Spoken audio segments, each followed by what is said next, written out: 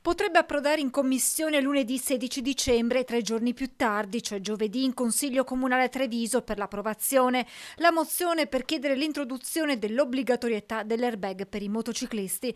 Un provvedimento simile era già stato approvato dal Consiglio regionale nel 2021, un'iniziativa nata proprio in Veneto e che ha portato all'avvio di una raccolta firme voluta da Andrea Dan dell'Associazione Manuela Vittime della Strada.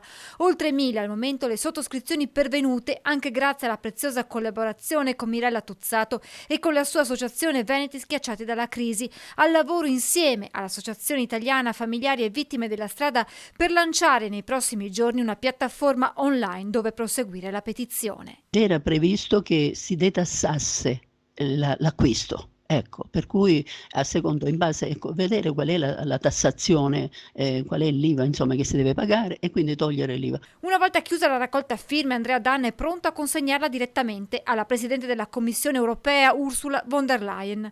Un'assunzione di responsabilità da parte dei cittadini di fronte ad una strage senza fine. Nel 2023 sono stati 734 i motociclisti che hanno perso la vita, 2 al giorno, e la Marca piange 3 giovanissime vittime decedute in sella alla propria moto in una sola settimana. Tutti sopportiamo la privazione di una vita, quindi conosciamo il peso umano della strage e allora la sfida che ho cercato di diffondere nell'associazione è proprio questa.